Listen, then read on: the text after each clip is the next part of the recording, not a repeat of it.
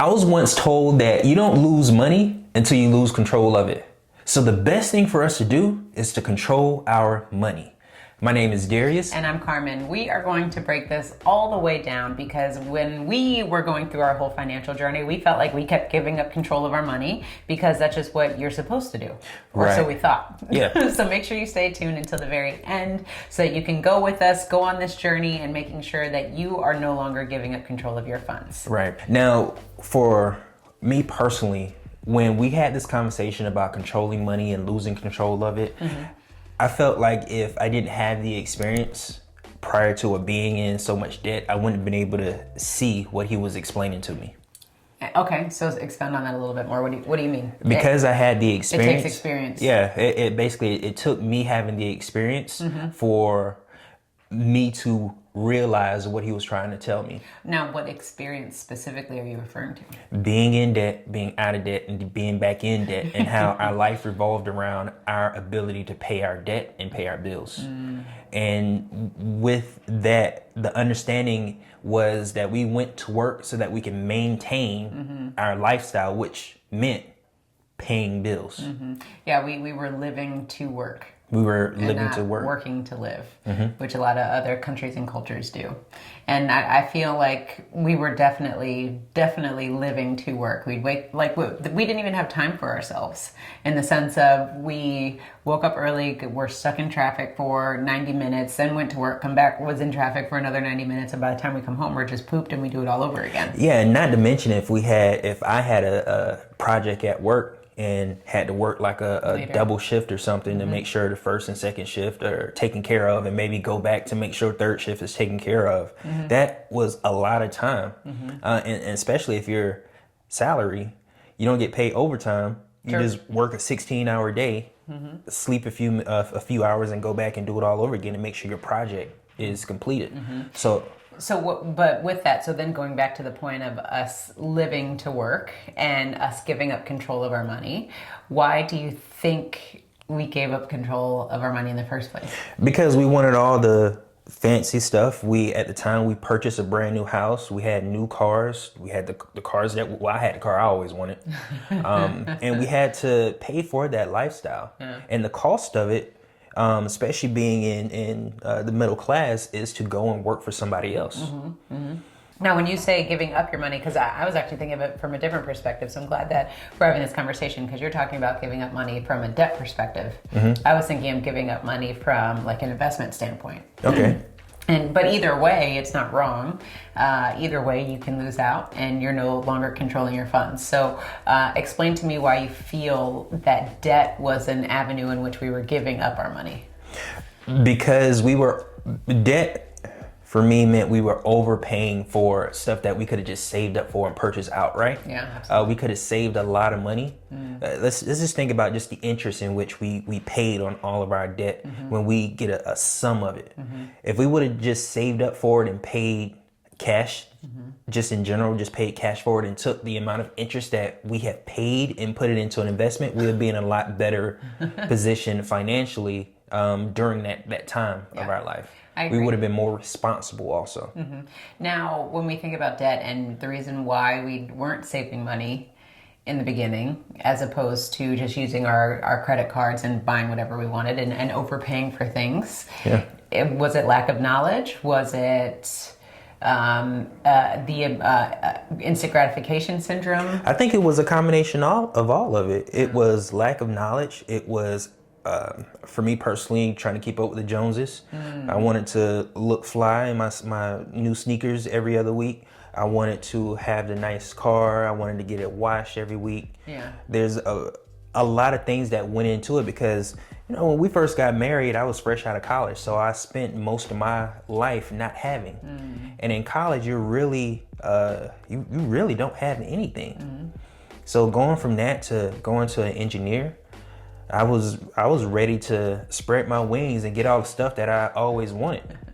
Yeah, in due time. It's like you can now afford all these things that you dreamt that you could have. Could we afford it though? If we had to go in debt to get it? No.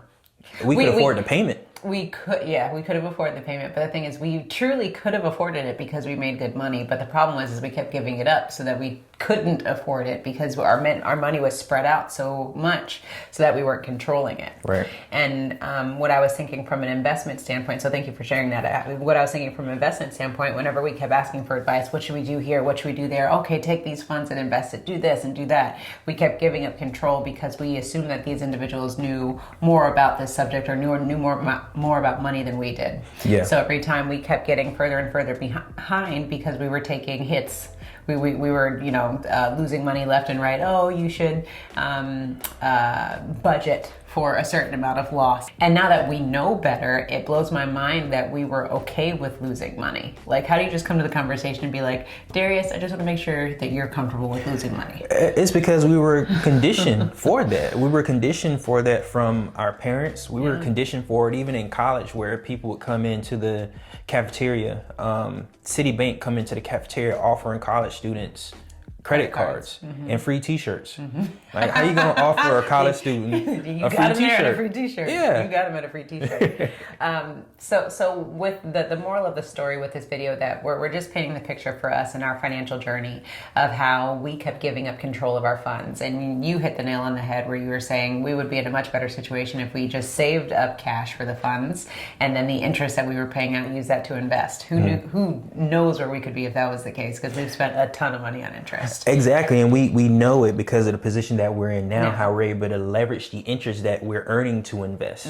Like, when we buy things, we're buying it with money that we've used 2 and 3 times prior to it. And the process in which we use interest to invest is just the infinite banking process. This is how we control our money, by paying ourselves first into a whole life insurance policy, and then leveraging our death benefit to get a loan from the insurance company, using those funds to, buy things that we would have otherwise borrowed money from the bank and paid ourselves the interest. Now, the additional interest that we pay ourselves, which would have otherwise went to the bank, what we're doing with that is we're using those funds to then reinvest. Yeah, it's important to understand when you're thinking about control, what does that all entail? So when we talk about control, we have to take it all the way back to the programming and the mindset that we have about money, because if we feel some sort of way about money emotionally, that's going to affect how we transact business. And so what we recognized very quickly was, once we needed to get in the driver's seat and start to control our funds, we said, okay, what are the products and services out there that are going to allow us to have more control? And that's why for us, we utilize our savings to be positioned into a whole life insurance policy, because it allows us to have more control. And not only do we have the control, but we're keeping up with inflation. We have a death benefit should something happen to us, and we're able to utilize the funds at our discretion, however we choose to. So if this is something that is interesting to you, then definitely click on the link below so that you can learn how to create your own banking system, just like Darius and myself. Right. Now, the interesting thing to having control, not having control, is you use the same exact muscles, because the only thing we're doing is we're getting paid and spending money. That's all we have to do. The only thing we have to think about is who we are spending our money to. Now, that's how we dictate how much money we're able to earn from every transaction that we do, is the mindset and process in which we can dictate who we are paying our funds to. Now, if we borrow money from a company that we own, that takes the place of us using a third-party financial institution. So we're able to earn the interest and pay the interest at the same time. Yeah, now let's back up a little bit though, because we're talking about some advanced concepts, I think. So let's go all the way back to the beginning when we talk about control in the first place. I know back in the day, when we weren't that great with our money would be spent before we even got it. What do I mean by that is the 15th would come, we would already know that we have certain bills that need to be paid, and by the time the 15th hit, the money was already spent because of all the automatic drafts and everything, and next thing you know, we're left with a few $100 in the bank account to last us another 2 weeks. Exactly. Now let me stop you there, because that hasn't changed. That process hasn't changed. The only thing that changed is the companies in which own our debt. We happen to own the company that owns our debt. So when the 1st and the 15th, when money comes in, it also goes out to a company that we own. And that company lent us the money to purchase the things that we wanted, that we would have normally purchased. Now, the interest in which we're paying is the same exact interest we would have paid to a bank or another financial institution. The only difference now is we're able to reuse that interest and invest it and buy some real estate. We're able to use it again and lend it out to someone else so that we can earn even more interest on other opportunities. So the only thing that changed is the fact that we changed who we are spending our money to. We're still spending money like the same way we were back in the day, like crazy people, I think. The only difference is we get to redirect those funds back to ourselves. Back to ourselves. So everything that we talk about is keep doing what you're doing, but just make enhancements, make tweaks. And there's going to come a time where you're going to be able to take over your debts, to fund your investments, to accomplish whatever financial goals that relate to you. So for us, it took a process for us to really take over our debt and for us to own our debt. And what we mean by owning our debt is we've paid off Amazon, we've paid off Wells Fargo, whatever that those banks are, and we looked at our bank statement and said, okay, how much longer would we have had to continue these minimum payments on these statements? And all we're doing is continuing those minimum payments, but we're paying it to the company that has transitioned Wells Fargo and Amazon. So that's what we say is we own our own debt, is because we would have had to continue making these payments anyway. So why not just continue to flex those same muscles, to do the same exercises that we were already doing, but those funds are just going to us as opposed to going to the financial institutions. Right. Now, the point that we're at now is we recommend that you save 20% of your income, all the income that you get, and use the other 80% to, I guess, finance your lifestyle. Yeah, and again, there's building blocks, that there's steps to get to this. That's what I was going to get to, yeah. Sorry, go ahead. Oh, sorry. So 20% of our income, we pay ourselves first and we save. The other 30% is the 50-30-20 rule. The other 30% is supposed to be for miscellaneous expenses or something that isn't a necessity.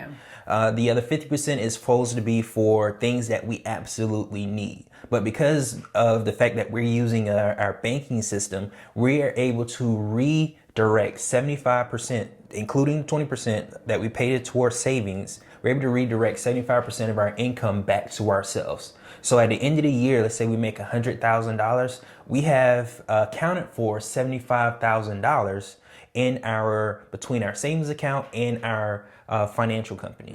So we really are able to redirect funds other places for other investments. So just think about the amount of money that you're able to control. Think about the amount of money that you're able to earn. Think about the people that you're able to affect around you in your circle by you being able to manage your funds differently. Yeah, and to put some more perspective to that, for us, going back to the whole control piece, is we were so reactive with our funds. Like I said, the money was spent before we even had it, and we didn't have a plan in place. So once we started to gain more control of our circumstance and said, you know what, we need to control these funds and not just let them disappear every month, we started to say, okay, we need to be more aggressive with savings because we need to save some money. If we're going to be working, we need to reward ourselves, and by rewarding ourselves, we're going to put X amount of dollars aside. What I was going to say earlier is we're at the point where we're at 20%. We had to start at 5, then move up to 10 and get to 20. This is going to be a process for you. You may be able to start right out of the gate at 20, but if you can't, just start with something that you can do consistently and build from there.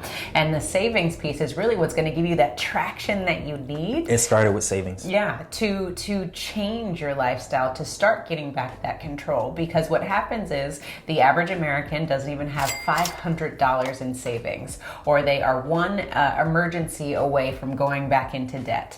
So in order for you to combat that, you have to start saving up funds. So that way, if things come up, if you do have expenses that you need to pay, you have the savings that you can tap into without having to go back into debt and then snowball in the wrong direction. So that's why I say savings, figure out a plan for savings. Every time you get paid, you need to pay yourself first. And we say this all the time on the Wealth Nation channel. Paying yourself first is just the good omen that you're putting out there into the universe that's saying, I respect myself first before I pay any of these bills, because again, you're the one who's going out and doing all of the work. So determine what you can pay yourself first and then pay all the bills. And if you can't afford to pay yourself, then we don't freak out. We just have a little shifting that we need to do. So we need to figure out, are we overspending in certain categories, or do we need to go create more cash flow somewhere else so that we can ensure that we are protecting ourselves first and foremost? No, it's not, are we overspending? If you don't have any money, you're definitely overspending. Now, I want to go back to where you were saying that it doesn't happen overnight. Because the reason, the way we got into debt twice is because we wanted instant gratification. Oh, yeah. And when you are patient with this process, you have to be patient. Because when you think about, let's say the first time we were able to get a credit card, you weren't able to get $20,000 credit limit right out of the gate. No, not true. You had to build your way up. Yeah. It didn't take overnight for you to get into all of the debt that you're currently in, or accumulate all of the items that you've accumulated. It took time. This takes time. It takes time because of the way we think, and it takes time because of the fact of we have to start transitioning our funds from going away from us to coming back to us. And that's something that happens bit by bit over time. It took us years to get to the point where we can redirect 75% of our income back to ourselves. We're not finished, but it still is going to be a progression that we have to go through to get to 100%. Absolutely. Now, the reason why it's going to take time and why you need to be okay with it taking time is because now you need to get used to setting goals for yourself. We set goals for everything else in life. I want to lose weight. I want to go to school. I want to do this. I want to do that. We don't set any goals for our money. So right now, today, figure out what are the financial goals that you want to accomplish. Do you want to save $10,000 by the end of the year? Do you want to, be able to pay off your car, pay off your house, pay off something, invest? What are the tangible numbers that you can write down and start tracking towards so that you can be in a better situation come this time next year? And that was another thing that we didn't understand when it comes to the control piece of things. We just let it happen instead of saying, you know what, I think we actually should start saving a little bit. And in the next 3 months, we should have so much in savings. Or by the end of the year, we should have so much in savings. We should have so much of the debt paid off. You need to start having goals for yourself so that you can have something to look forward to, as opposed to just living willy-nilly, living to work and not having anything to show for it. Right. Now, one thing I want to say, though, this is a little off topic, but something that I want to say to add a little clarity to what you were saying about goals. Setting financial goals is a lag measure. Basically what I mean when I say a lag measure is that it is a result of something that you do and you don't get the actual result of it, or you're not able to hit your goal until after the action has already taken place. So it's something that you get to score, that you get to see after the fact, in the future. What you want to focus on is lead measures. Lead measures are the actions that you take in which you'll be able to reach those goals. So if financial gain is something that you want, a good lead measure is the action that you're taking. Let's say that you have a business. The action that you're taking is how many people you're going to help on a quarterly basis to get the result or get that lag measure that you want.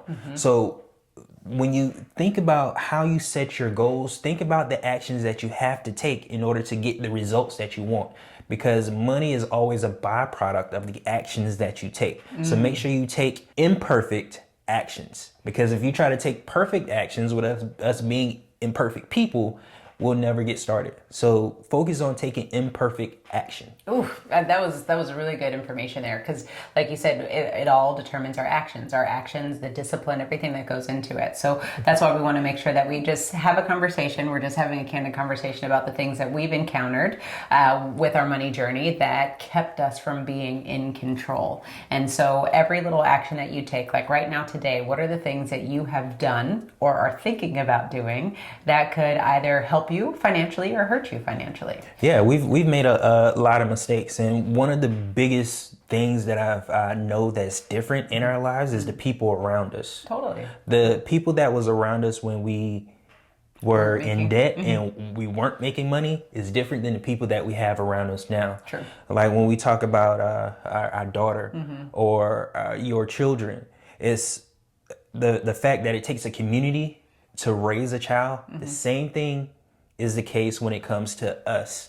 And the goals that we set for ourselves and the conversations that we have and the mindset that we have is all about the people that you have around you.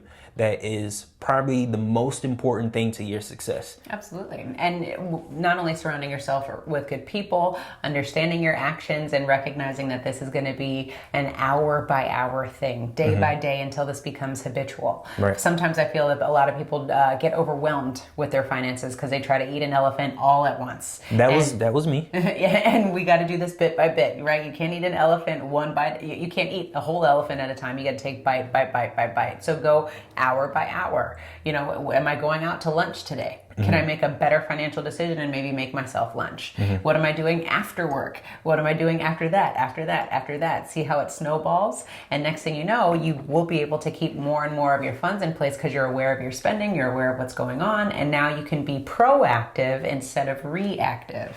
We started really where we would take the weeks before the new month started, we would put a calendar out and we would say, okay, who has birthdays, what events are going on, so that we could allocate funds appropriately for these things, because we knew that we wanted to go out, we wanted to do things, we weren't keeping ourselves from celebrating or having fun, we just needed to have a plan around it, so that we weren't being defensive or reactive when it came to having being able to attend these events and going out with friends and things like that. Yeah, we were the weird people in our families and in our crew that we had, and it's okay being weird. Yes, it's embrace okay it. being weird.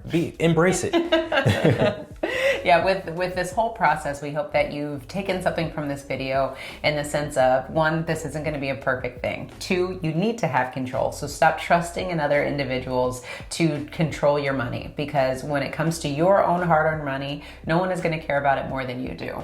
And Darius and I are never going to pretend like we know everything when it comes to money. We know a lot about this subject, but it is constantly evolving, constantly changing, and we're so grateful that we have our clients and our subscribers to hold us accountable so that we can continue to be really great educators.